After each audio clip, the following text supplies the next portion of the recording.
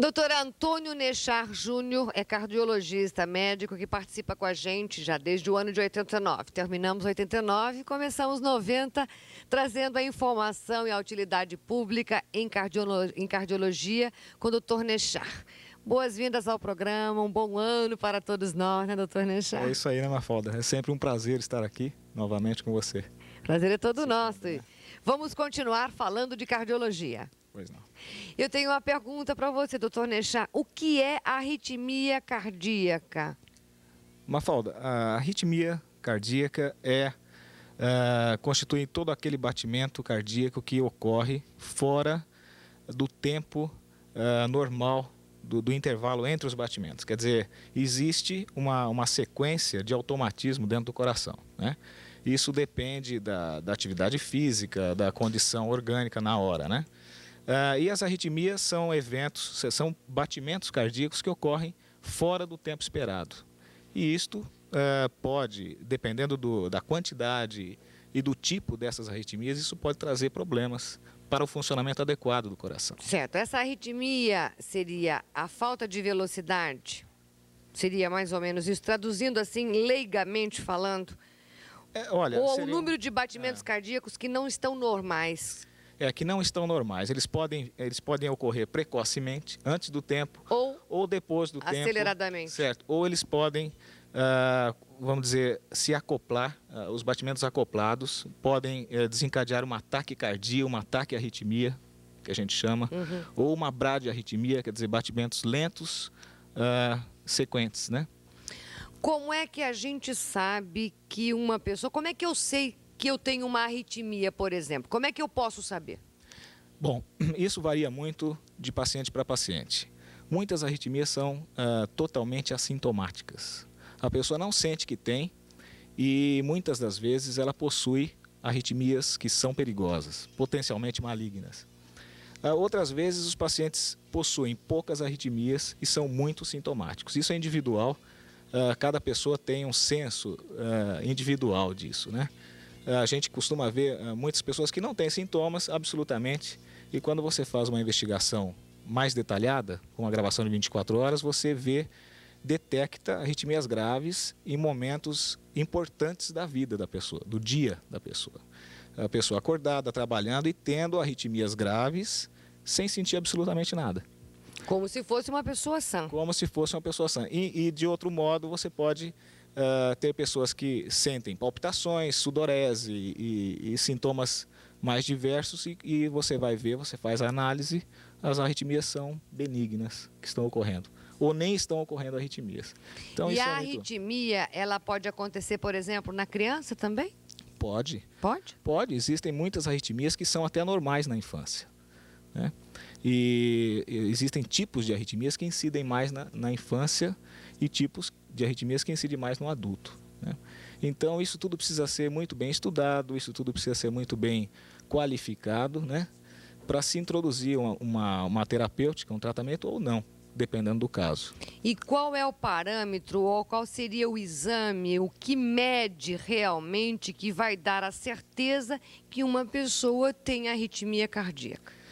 Mafalda, atualmente existe à disposição exames subsidiários em cardiologia que fazem o diagnóstico e investigação dessa entidade dentro da cardiologia. Então, o que nós temos hoje é o eletrocardiograma dinâmico, o Holter, que é uma gravação de 24 horas que fica com o paciente o aparelho e o paciente exercita todas as atividades do dia a dia.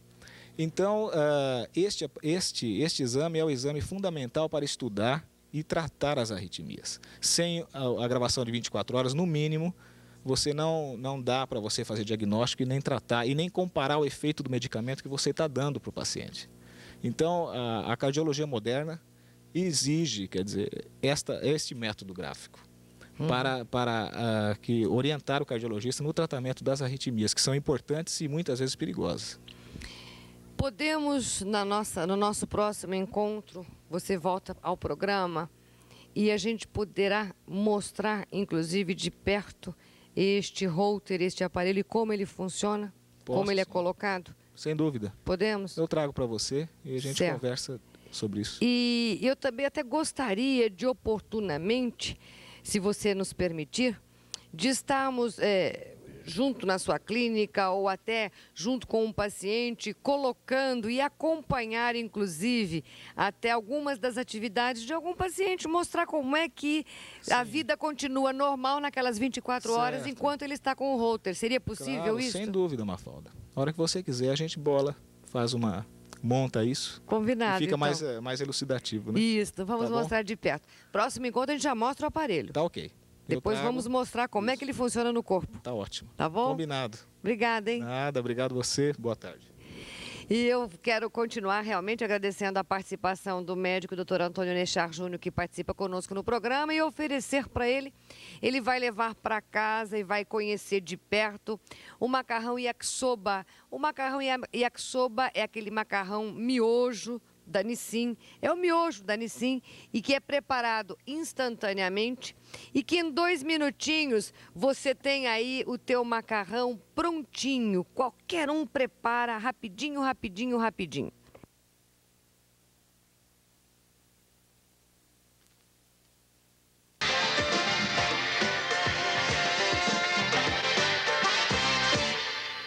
Dr. Glauco Vian-Borba é o nosso convidado do programa desta tarde, nesta tarde, aliás, bastante de um verão alto, bastante quente, uma tarde até diria até certo ponto bastante gostosa, porque o calor realmente faz bem, né? As pessoas andam bem à vontade e isso traz assim, as pessoas extrapolam, traz assim um valor para a vida, acho que até mais intenso. Mas nessa tarde, então, o Dr. Glauco, é nosso convidado, está conosco. E um assunto que é muito debatido, que é muito discutido, ou que às vezes muita falta até de informação, que é o herpes. Então eu gostaria de saber do Dr. Glauco um assunto que até já nos foi questionado já desde o ano passado, desde 89. O Dr. Glauco é um dos médicos titulares do programa. Então eu gostaria de saber, Dr. Glauco, sobre o herpes labial. O herpes labial, ele é muito comum aparecer no período de inverno, principalmente no período de praia. Por quê, doutor Glauco? Boa tarde, Mafalda. Tudo bem? Tudo bom, felizmente. Bom, existe, não sei se sabem, mas o herpes, tanto o herpes labial quanto o herpes genital e outros 2 ou 3 tipos de herpes mais que podemos ter, é uma doença a vírus. E existem alguns fatores que disparam a crise do herpes, que fazem aparecer o herpes. E 2 fatores mais comuns, então 2 fatores principais, são o sol, a exposição ao raio ultravioleta do sol, e o estresse. Então, a razão do sol e do calor e da exposição que as pessoas tendem a ter mais do sol durante o verão é um dos motivos que faz com que as pessoas tenham herpes labial e outros tipos de herpes durante o verão. Então é muito comum, é bastante comum, o portador do herpes, que é uma doença recidivante, que é uma doença incurável, não tem cura, e que ela volta por surtos, é muito comum a pessoa que vai à praia, por exemplo, no 2º ou 3º dia da chegada à praia, ela apresenta um surto de herpes labial ou outro herpes que possa ter, e que é sempre bastante importante. Bom, uma outra dúvida, doutor Glauco, é a seguinte, eu tenho até as perguntas aqui já formuladas para você. O herpes labial e o herpes genital é o mesmo? Ou a pessoa que tem herpes labial fatalmente terá o herpes genital? Ou vice-versa? Não, são dois vírus diferentes. Nós podemos dizer assim que são primos irmãos. Porém, chamamos ao herpes labial como herpes vírus 1, o herpes vírus hominis 1, e o herpes genital como herpes vírus 2. Estatisticamente, quem tem um tipo de herpes tende a não apresentar o outro tipo. Então, quem tem, por exemplo, o herpes labial, o herpes facial, não apresentará o herpes genital, como regra estatística. No entanto, eu tenho pacientes, não é incomum também, que apresentem herpes labial e o herpes genital. O herpes, por ser uma doença crônica e recidivante, o herpes é caracterizado pela deficiência imunológica específica para aquele vírus. Então, seria, assim, estatisticamente, querer muito que toda a população portadora do vírus do herpes tenha, ao mesmo tempo, a falta de imunidade a nível celular para o herpes 1 e para o herpes 2. Então, quem tem o herpes genital, normalmente não tem herpes labial. E quem tem herpes labial, normalmente não tem herpes genital. Mas pode acontecer as duas coisas, que o herói que for premiado com as duas deficiências de imunidade. Toda regra tem uma exceção. Toda regra tem uma exceção, mas não é tão comum, mas já vi várias vezes. Eu tenho uma pergunta também de um telefonema. No caso do herpes sair nas pernas, o que deve ser feito? Pode ter herpes também nas pernas, além do herpes oral e genital, em outras regiões do corpo? Na realidade, nós definimos como herpes labial e herpes genital por serem as regiões mais comumente expostas à infestação, à infecção. Mas eu já vi herpes em todos os sítios da pele.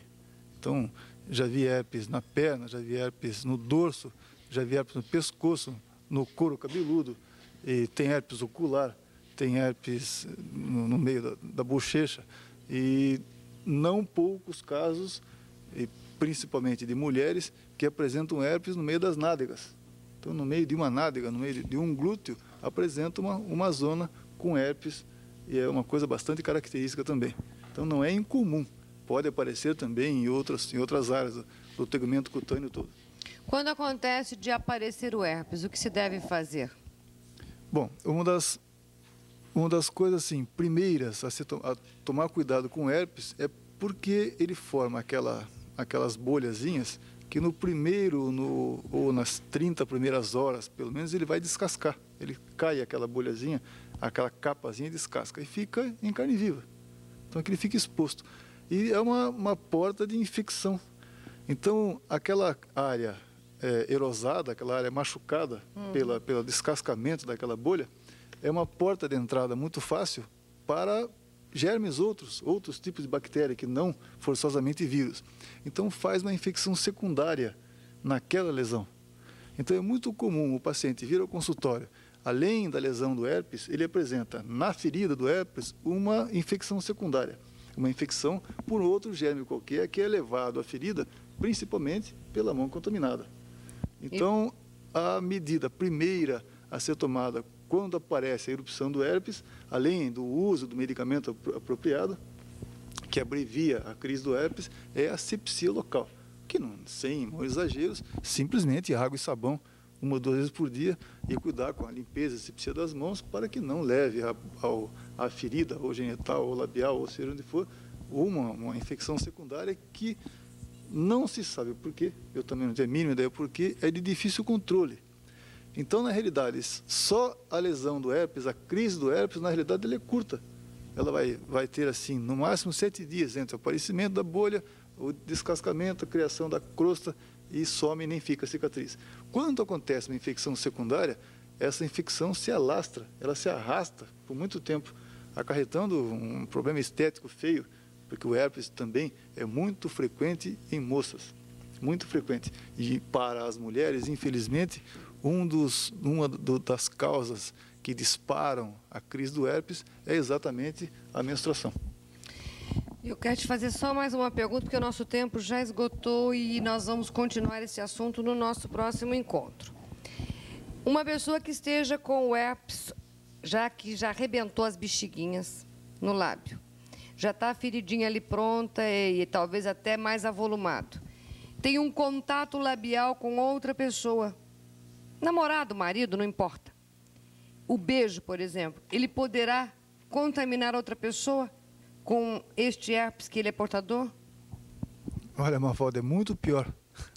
Na realidade, o portador do herpes, ele pode estar com o seu tegumento perfeitamente são. Ele pode estar há muitos meses de uma crise de herpes, e, no entanto, ele é um portador assintomático e sempre contagiante.